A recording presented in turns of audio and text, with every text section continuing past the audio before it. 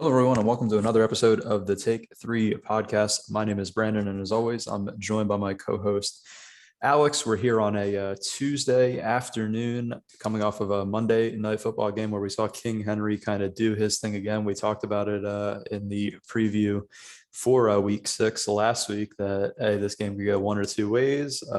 If the Bills can find a way to slow down Derrick Henry, and Josh Allen can just do his thing. It'll be an easy night. Clearly, I mean, we saw the opposite happen. Derrick Henry did his thing. I think it was another 20 carries, a buck 40, 3 touchdowns. That man, he's on pace for records now. I think he's nearing 800 yards and 10 touchdowns through 6 games. Just a ridiculous pace for that. Then we looked at, I mean, Sunday Night Football. I don't even know if I want to sit here and talk about that. This pretty disgraceful performance. If you're a Steelers fan, I wouldn't be happy. You're up 14-0. I kind of let that game landslide and Geno Smith lead a team back in. This kind of felt for the first week in a while that kind of like the status quo in the league kind of it kept its form. I guess the Monday night game could have been like a flip flop. You could have saw it either way. I kind of saw Tennessee taking that just due to what we covered in the preview is kind of that game where Buffalo's coming off an emotional game and then they go on the road for another primetime one. Just kind of one of those. I mean, we saw the London game. Just how are you feeling after Monday Night Football, another week in the league? Kind of no real big upsets in my eyes, unless you consider the Raiders beating the Broncos an upset. I don't think there was like a big upset over the weekend. No, not really. It kind of just felt like the good teams established themselves and created like more distance from the worst teams. All the teams you kind of expected to won this weekend, with the exception of the few matchups that were close that could go either way. But yeah, we're just seeing more of like the division in the league between the good teams and the bad teams as we're like now a third through the season. We're a third through the season. We're kind of seeing this league really take shape. We're seeing teams like the Ravens, who we kind of didn't know what they were going to be with losing their whole backfield and losing an entire team. They're kind of putting it all together. They're still finding ways to win games, even though Lamar was not great on a Sunday. They're just finding a way to get a W. You see the Cardinals. I mean, they remain the league's only undefeated team. I think both of us going into the week were like, this would be a game where they could be in trouble going on the road to play Cleveland, and it just looked like from the start. I mean, Nick Chubb was ruled out. I think it was Thursday of the week. I think Kareem Hunt went down. Baker Mayfield has a hurt shoulder. It just seemed like everything kind of stacked up, and the Cardinals came to play and put up another similar to week 1 performance, 37-14 on the board. I mean, I guess let's just open this thing up. Monday Night Football, Derrick Henry. I mean, what can you say about that man? Pretty remarkable, right, for a man that big to be able to do all that and just kind of, he's really just putting the team on the back. It's so interesting to see a team that you kind of know what they're going to do, but this one guy, you still can't really stop him. He's that hard to stop because everybody in the world knows what the Tennessee Titans are going to do at this point, and teams still cannot shut that man down. What did you see last night in Monday Night Football? Derrick Henry is just impressive as always. Like you said, they know exactly what they want to do, where they're going with the football, and he still just dominates. He has a chance to go back-to-back 2,000-yard seasons, and I brought it up in a previous episode, just in a hypothetical, asking about Derrick Henry and like a hypothetical MVP. But I don't know. He has a chance he could go back-to-back 2,000-yard seasons, perhaps break the all-time rushing record. Now he has an extra game to do it, so that's a little bit of an asterisk, but he still has a possibility of doing it this year. Back-to-back 2,000-yard seasons. It's just like, what can you say except like praise for Derrick Henry? The amount of touches this man has each week is incredible as well. He only had 20 carries last night. And I use only lightly, but like we've seen him top 30, 25 to 30 touches many times, absolutely top 30. So the fact that he hasn't slowed down, he's still going. It's just he's elite. He's the best running back in the game, and there's a big gap because I think he leads the league in yards by over 100. Like it's not even close that he's the best back in the league right now. Yeah, that man's killing it. I mean, 10 touchdowns through 6 games, almost 800 yards through 6 games. Ridiculous number. He is on pace for like a ridiculous amount of carries too. I think he has about 162. I think I saw 162 carries through 6 games. Man's on pace for like 400 or 500 carries. You wonder if Vrabel will kind of pull that back a little bit, even though knowing this is it. Like Ryan Tannehill really wasn't that great. He had 216 yards, no touchdowns, and a pick.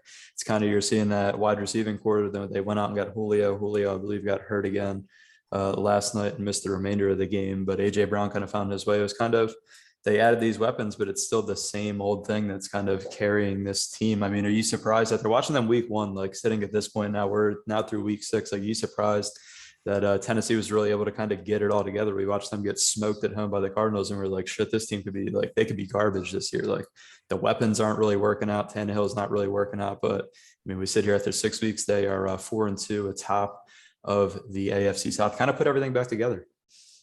Oh yeah, it was a pretty remarkable comeback, honestly. A little bounce back from the start because they looked so bad against Arizona, and now it looks more reasonable as Arizona's undefeated and has looked incredibly impressive. So the Titans are the team I thought they were going to be heading into the season. They're 4-2. They're right there in that AFC race, and they made the AFC really interesting, beating Buffalo, because if they lost and Buffalo would have been Buffalo and Baltimore one-loss teams. Now it's like getting dicey and everything's like right there up for grabs. Exactly. And then on the other side, I mean, do you really put like obviously a loss is a loss, but I mean, I kind of broke it down this week when you win an emotional game in Kansas City on Sunday Night Football and then go on the road again for another primetime game. It's kind of tough to like put together two good primetime games like back to back with heavy emotion, like heavy intensity. So I mean, do you really? I don't really take nothing away against Buffalo. Josh Allen was still pretty damn good. Like they still did their thing. They just ran into a buzzsaw, and obviously, I mean, only losing 34-31. So do you really take anything away from Buffalo? Are you worried? Do you see any concerns on them, or is just like one of those games that you're going to lose games in an NFL season? This was just one. Yeah, to me, you're going to lose games in an NFL season. This is against a really good team. They were on the road. If I were to pull something of concern from this game, is that their defense couldn't stop them down the stretch. Once Tennessee got going, they scored on, I think it was their last 6 possessions straight, 4 touchdowns, 2 field goals. But yeah, that would be my one concern if I'm Buffalo. It's not really a big concern. Buffalo is going to keep it rolling. I believe they're going into a bye week, so they can regroup there. But yeah, I'm not worried about Buffalo at all. If I were to take some concerns, it would be the defense because they could not get a stop down the stretch. But I think they'll figure those kind of things out. There's plenty of time still. Gotcha. Yeah, I mean, I feel this. I feel the same. We'll move into Sunday, kind of the other game. Honestly, I really wasn't planning on talking about. Didn't really think. I thought it would. I mean, I knew it had potential to be good, but we got the Cowboys. They went on the road to Foxborough. I mean, that was one hell of a game. Overtime winner. Dak Prescott hits CeeDee Lamb for the game winner. But I mean, everything inside of that game. You had another Trayvon Diggs interception and a pick six at that. Then the very next play, he quote unquote got burnt. But to be honest, if KZ doesn't cut him off, I think Trayvon Diggs is there. But I mean, it was just that was like great, right? He takes pick six, then the very next play, Kendrick Bourne houses it on him, who the ball bounced off of Kendrick Bourne's hands for the pick six. So it was like it came full circle. It was another great week out of Dak Prescott, to be honest. 36-51, 445 yards, 3 touchdowns, and a pick. It was kind of like the Cowboys. They're now sitting 5-1. Are they and they got everything kind of rolling. They got the receiving core. CeeDee Lamb went off, as I mentioned, 9 catches, $149, 2 touchdowns. It just seems like if Amari doesn't have a good week, somebody will step up. CeeDee Lamb, or they'll use the 2 backs. I mean, once again, I'm impressed with Dallas defense. Not great, but once again, the defense got them a score.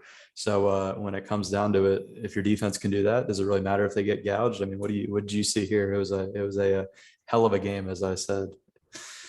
I thought it was a pretty impressive win for Dallas. They went on the road and they didn't play perfect, and they still left with the W. Because usually Dallas teams in the past, they go onto the road and they play these close games. They make mistakes, which they did this game as well, but they came out with a W. This is a big difference. Like Trayvon Diggs, another interception.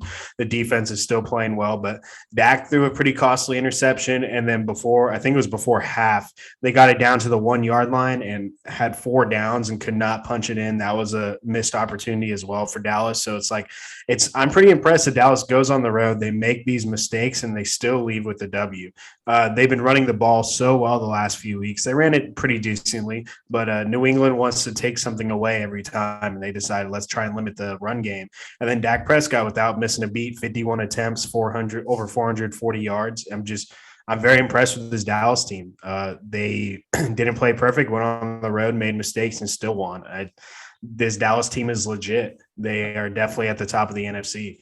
Exactly. This is a team, the Tony Romo Dallas teams, or even the Dak Prescott at the beginning Dallas teams, they would find a way to lose this game. I picked the Cowboys to cover last week, but then even going into this, I was like, this is a weird one, right? Like Belichick can always sort of dial something up, and you kind of saw in that second half where I made a comment that maybe the Patriots defense, they used all their juice to stop Tom Brady, and then you saw down the stretch, honestly, like Steve Belichick really adjusted that defense and came at Dak and really made him uncomfortable. I think he had something with a calf or a hamstring. I know that was kind of hampering him down the stretch. He should be good to go, but you really saw that defense adjust, attack him, and really force the Cowboys' hand. But yeah, as you said, I mean that's another team that resilient. They found a way to get the job done. That's what it comes down to. You go on the road games like this, they're probably supposed to win, but it's a game you could drop. And when they were in danger, they didn't fold. Trayvon Diggs did his thing. Pretty impressive, right? Like that guy is something else. It's kind of crazy. I looked at betting boards and he's not the favorite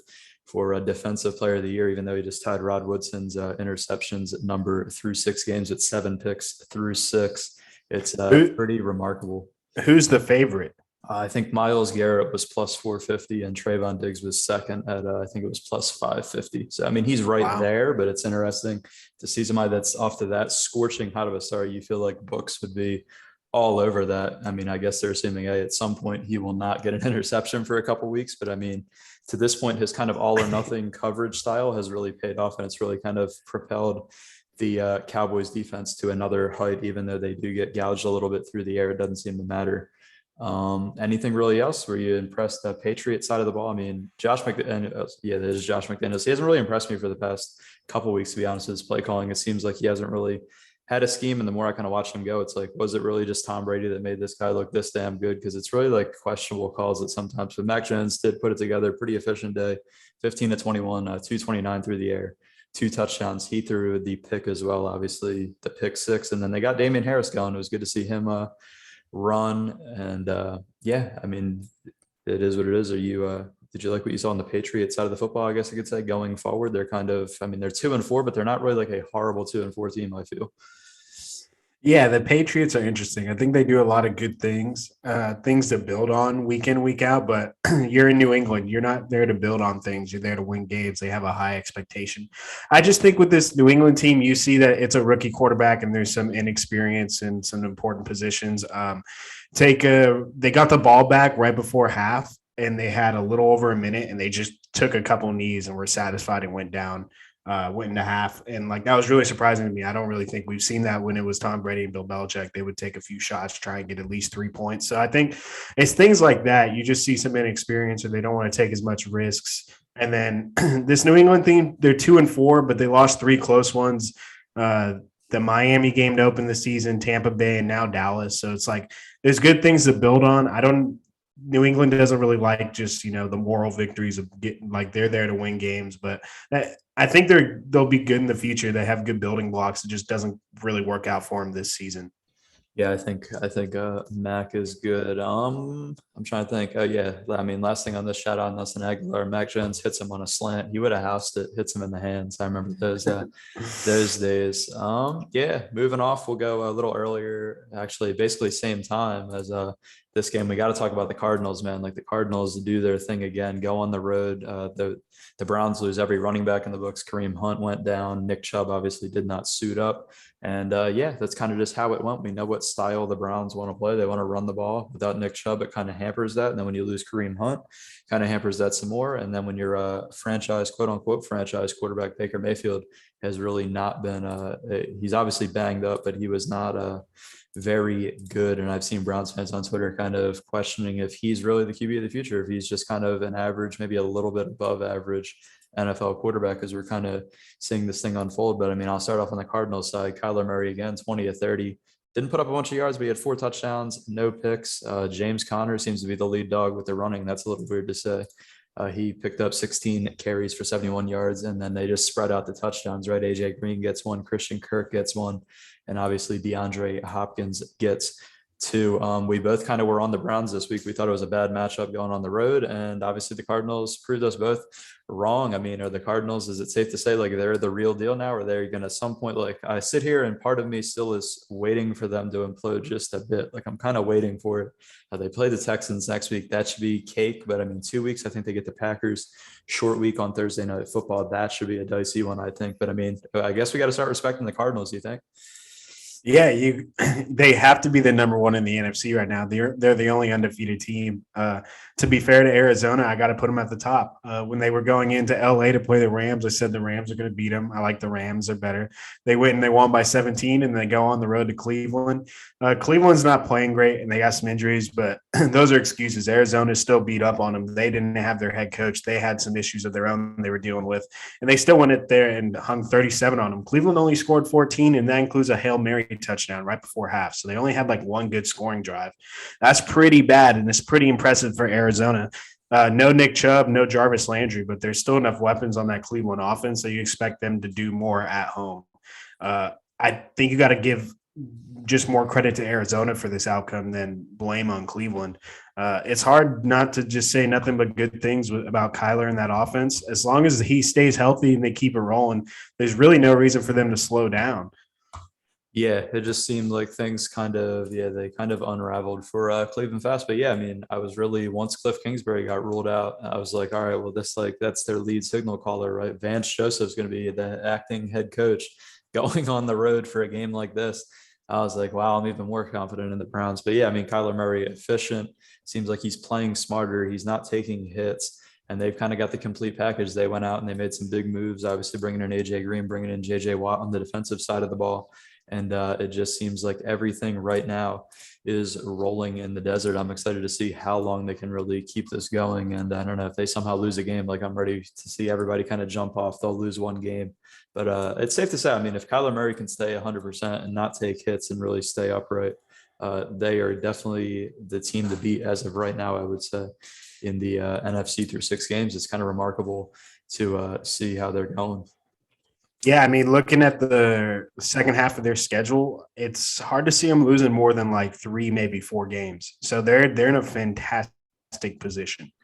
Yeah, they've got themselves primed in kind of a division that now that Russell Wilson's out and he's kind of hurt. Now you look at San Fran's kind of underperforming our expectations. It's really them and the Rams have kind of strangleholded this division, and the division's kind of a little bit weaker than we imagined. But obviously, division games, anything can happen. I mean, we saw them play a 17-10 game with the 49ers just last Yep. week. But yeah, they're remarkable.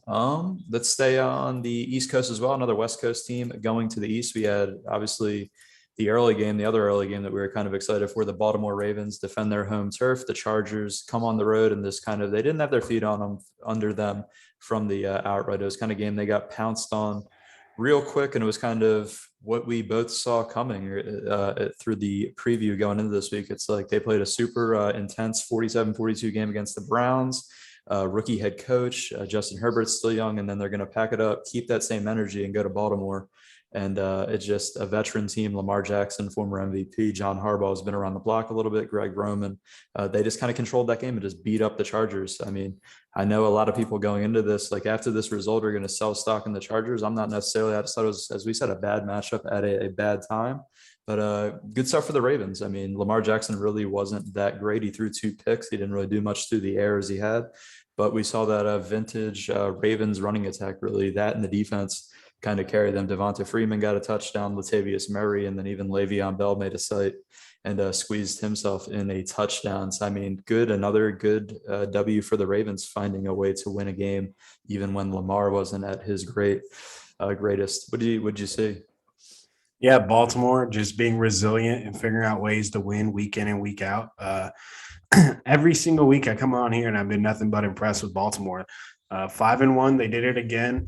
And what I like is that the last few weeks I was talking about how it was all pass game. They went back to the more traditional Ravens offense, running it a lot because they knew the Chargers don't stop the run well. And yes, Lamar didn't have a great game, wasn't super efficient in the air, 2 interceptions, but the defense shut down the Chargers, and the run game and the offense got it done again. I just loved seeing them win football games in different manners. So now it was rushing the ball in the dominant run attack. The last couple of weeks, it was very dominant passing through the air, and then they had a really good defensive performance. So I'm just impressed with this Ravens team. They deserve to be the 1 seed in the AFC right now, and they just show in different ways to win week in and week out. And then for the Chargers, I don't really want to down on the Chargers. I still think they're a great team. It was just a bad spot after last week and then traveling across the country. They just laid an egg, and it happens sometimes.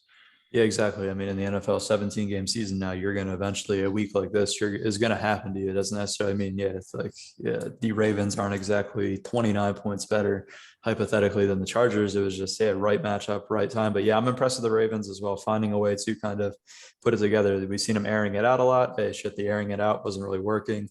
The pass rush of the Chargers is kind of getting at Lamar, forced them into a couple turnovers, and then they say, you know what, we'll run the rock, we'll change it up, and then we'll just rely on the defense to kind of show up for a week and make big plays. So it's impressive, right? Like that's what you want to see in a team that you're going to consider a Super Bowl contender, a team that can find ways to win when your A game isn't necessarily there. And yeah, that's a good one.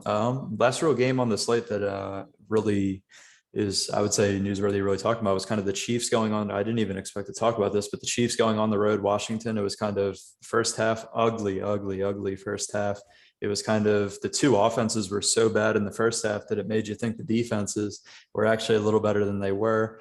Patrick Mahomes, another week where he makes a ridiculously dumb decision.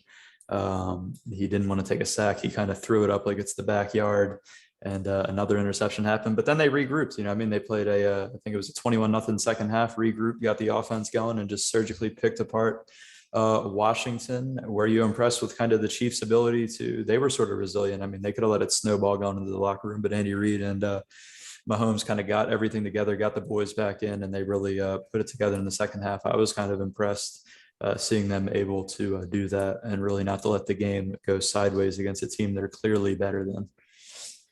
Yeah, I was impressed with the second half. The Chiefs needed to show that they can stop a football team from scoring points. Washington, man, I don't have a lot of positive things to say about Washington.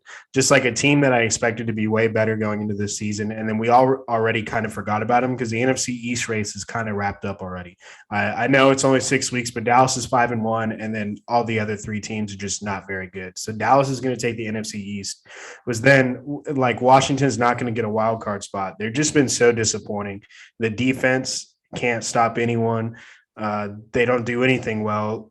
Really, you thought it was going to be an elite D line, and then the secondary could get enough stops. The secondary is atrocious. And now the one thing that Washington did well was score points, and then they were shut out in the second half. So, like, I'm looking at Ron Rivera and that Washington team. They got a lot of question marks. They got a lot of things they need to figure out this week because they're looking really, really bad, and they had some expectations this year. But as for the Chiefs, good second half. I'm just glad the defense could stop an opposing team. And then Patrick Mahomes, the turnovers are getting worrisome. He hasn't left the game without an interception since week 1. And that's really crazy to say because Patrick Mahomes isn't that dude that's throwing picks every game, but he has this season. Exactly. Yeah, I mean, kind of one wasn't his fault. I believe one hit off of Tyreek Hill's hands again, I want to say, and it was intercepted. I honestly, I didn't have this game on right at the beginning, but I believe that was the second one was 100% him though, when he's forcing it after losing the handle on the snap, fumbles that, and then just kind of bloops it up there. I was like, bro, just throw it away. Like the sideline's right there. Like, why are you even trying to do that? That was kind of one of more dumber things that I've seen him do over the course of this year and over the course of his career. But yeah, you're spot on about the football team. I think they really have a serious. They have they're a quarterback deficient team. Taylor Heineke is as much as the football team fan base can kind of try to get behind him and say like he could be the guy. He's not the guy. Obviously, the defense, the front has taken a step back. Chase Young did get a sack. He was going up against Mike Remmer's first game since the Super Bowl for him, kind of had his way. But yeah, their defense can't really stop a nosebleed. Antonio Gibson has I think it's like a stress fracture in the shin. So that's only getting worse week to week, to be honest. There'll be a point where he gets shut down. Curtis Samuel, who they went out and got, groin injury, played, I think, one game, wasn't really effective, and he's out again. They just kind of, they made some moves, didn't pan out. Fitzpatrick obviously hurt too. Yeah, we were kind of high on them. I said the Cowboys would still win the division, but we were both high on Washington. Like we thought that defense would be able to attack quarterbacks and force turnovers. And yeah, I'm kind of interested. I think they should maybe give the man Cam Newton a call, kind of reunion with Riverboat Ron. Why not? That's what I'm saying. At this point, I don't see why not. Now that he's fully vaccinated and good to go, I would say. I'm surprised that they at least haven't given a phone call or brought him in for a workout. That surprises me.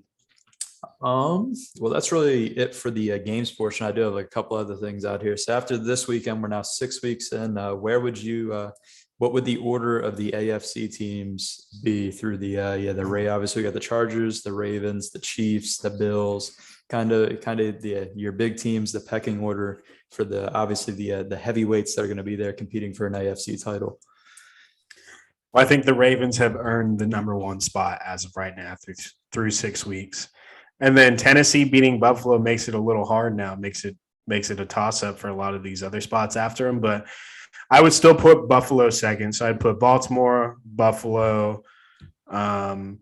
Third would probably be the Chargers. Third would be the Chargers for sure. And then after that, I would put Tennessee, Chiefs, then the Browns. The Browns are starting to worry me as well. Chiefs and the Browns, I thought were going to be higher up.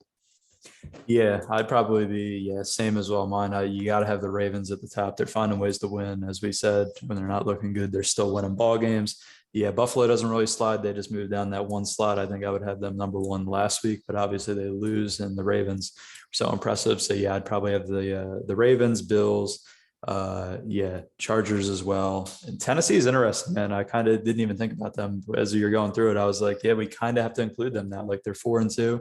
They've kind of got the shit back together. They lose Caleb Farley, which kind of concerns me. He tore his ACL. Obviously a big part of the secondary, but the way they're running the football, man, the last couple of weeks, yeah, I'd say you have to put them in there. And then the Chiefs and the Browns. The Browns are kind of sliding out. I don't even know if the Browns, they're getting to the point where I don't even know if we have to name them anymore. Like I think a couple more weeks and they could really go south with Baker Mayfield and the shoulder injury. Oh yeah, I'm right there with you. They're like a week or two away from being slid out. That's facts. Let's see what else. Yeah, we got to talk. I mean, we're 6 weeks in. We got to talk about the MVP race. Where would you have Derrick Henry in the MVP race up to this point? Obviously, the books aren't big on running backs as we've seen, but where would you have him in the MVP race? And who would be your MVP? Like, who would you have if the season ends right now? Who would be your MVP? That's tough. Real quick, who is the betting favorite right now? Right, so the betting favorite as from DraftKings, it's actually co-favorites. We have Dak Prescott and Kyler Murray. They are both co-favorites at 4-1, followed up by Josh Allen 5-1, Tom Brady 8-1, Lamar Jackson. I like the value. He's 12-1, and Derrick Henry's all the way back at 25-1. Wow. Well, if I was betting that, I would pick Lamar because Lamar is my guy. I completely forgot about Dak, to be fair, but I was thinking one or two being between Kyler and Lamar because their teams have by far been the best to me in the AFC and the NFC. I guess I would give the slight lean to Kyler since he's undefeated, and I got to give the Cardinals credit because no head coach. They were still impressive on the road. Each week, I doubt them. They shut me up, and they're very impressive. So I would make Kyler the favorite. I would have put Lamar second. And then, man, they don't favor running backs, but if Derrick Henry were to go for 2,000 yards again and break the record, I think he should either be the favorite at very worst, second or third. Gotcha. So right now, it would be Kyler, Lamar, and Derrick Henry is your top three as of this moment. That's good. I'd probably go nod Kyler 1-2. I mean, his only undefeated team. He's kind of been remarkably efficient. He's just been dialed in, putting it all together. My two would have to be Dak Prescott, though, to be honest. I agree with those co-favorites. I mean, he's done everything coming off of that ankle injury. He's been remarkably good and putting it all together every week, and he kind of just seems to do it again. They're 5-1. And then, I'd probably have Lamar 3, I mean, big win, 5-1 team as well. Kind of, he's rolling the rock every way you want to say it. He can run. He's throwing the ball now this year. So I'd probably have him 3. I love the value at 12-1 for Lamar. It's just funny to see the books. I mean, even Pat Mahomes is 18-1. He's sitting ahead of Derrick Henry. They don't love the running backs. It's basically saying that if you took any of these quarterbacks ahead of them off their team are probably top 10 picks, like top 5 picks. That's basically what the books are saying. But I love what Derrick Henry's doing. Nonetheless, he might not win there. He might not even be at the end in consideration for the MVP, but he has been remarkable up to this point. Which is so crazy because if he breaks those records and he has that much of a historic season and he's not even like a top 3 vote getter, then you might as well just change it to the quarterback award. Yeah, pretty much. And then I'm trying to see the other questions. We kind of covered them up. Like we both said, the Cardinals. Like we think, do you think they're? Yeah, we think they're for real, right? Like down the stretch, like we're riding on them. And then we kind of covered the Ravens as well. How remarkable it is that they lose half the team to the IR. They just lose Ronnie Staley, and they continue to win. Any other games? I mean, shout out Urban Meyer. He can't win on American soil, but you go over to London, man, you squeak out a W. The Dolphins are just so disappointing. Like they should be disgraced. I Yeah. said that Jacksonville should stay over there. The Dolphins should maybe stay over there. Like, Is holy my smokes. is Miami maybe the most disappointing team this season? Yeah, easily. They just look like Right. trash, and I think it's very interesting that every week Tua gets slandered, but we never hear Brian Flores slander. Like we see that guy waste challenges and waste timeouts. Like I think it's time to start saying that Brian Flores might not be that good. Like he was pretty good the past couple of years, but coming into this year, there was like a real expectation, right? They narrowly missed the playoffs to take that next step, and they've kind of went completely backwards. Obviously, you don't plan for Tua to get hurt, but I just think it's time to like stop putting all the blame on Tua and start putting the blame on the head football coach, because it is the head football coach and their job to put the quarterback in that position to get the job done. That's an interesting proposition looking at Brian Flores because that's a good point, dude. There's a lot of slander towards Tua and no speak about anyone else on that Dolphins team. He's kind of the scapegoat. Yeah, exactly. We'll just go through real quick. Shout out Carson Wentz. He was once again, he was good on Monday Night Football. He was good again. He really slung the rock good. Obviously, it's the Texans, but I mean, you still got to go out there and play the game. He looked good once again. I'll give him his props when it's due. He's been slinging the ball pretty good, and that team's kind of they're picking up a couple W's that they need to get. They're sitting at what is it? They're 2-4. Obviously, they're kind of down in it, tough losses, but they're kind of putting it together a little bit, trying to make a push as we go into the middle portion of the season. They're starting to look like a real competitive football team, the team I expected to see. It just hopefully it's not too late for them, but that slow start's really sinking them. Yeah, exactly. And then just one last team, Carolina Panthers. Embarrassing. Sam Darnold's kind of regressed a little bit. His receivers, there, Robbie Anderson. Geez, man, like get some stickum or something. I think you can get it at like Walmart. They'll sell you there. Put something on the gloves, like just catch the football. It was kind of I tuned into the last drive, the 95-yard drive, and then obviously the overtime portion. And I see like my first four plays, I see three drops. I think it was two by Robbie Anderson, one by Hubbard. They're kind of unraveling now. They were 3-0. They're now 3-3 very quickly. It seems like Matt Rule, his team that we were kind of high on when they were 3-0, they're kind of it's seeing that the competition they played in the first two games really wasn't that great, and kind of their mistakes and flaws are getting pinpointed in these coming weeks. They kind of got to get the ship back going. Yeah, Sam Darnold's clearly regressing. 17 of 41. That's pretty rough. Loses three in a row. To be fair, Carolina thought that 3-0 start, they were ahead of schedule. They weren't expecting to be as good this year. So now it's kind of balancing out. But they got quarterback question marks still. Sam Darnold does not seem like he's the answer. No, yeah, he's not putting it together. I'm surprised they haven't made the phone call for Deshaun. Obviously, they're probably waiting for either the price to drop or the legal stuff. They kind of needed Christian McCaffrey back too. He hit the IR again for 3 more weeks. So I mean, they need him back. He is a vital part to make that offense go. Any other thing from really like Sunday or the week before we kind of jump into how everybody fared on the spreads this week? One last thing, the Thursday night game, the Eagles. I was pretty disappointed with Jalen Hurts' ability to take advantage of that terrible Tampa Bay secondary and Sirianni's play calling.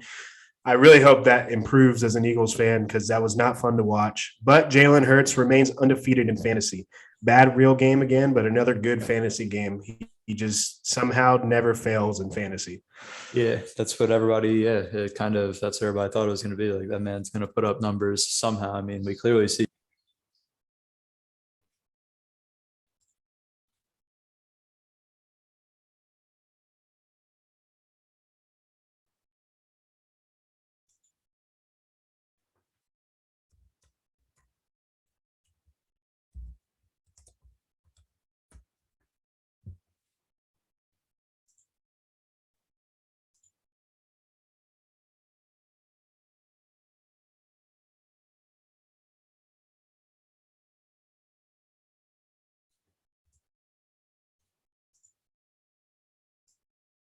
Oh snap!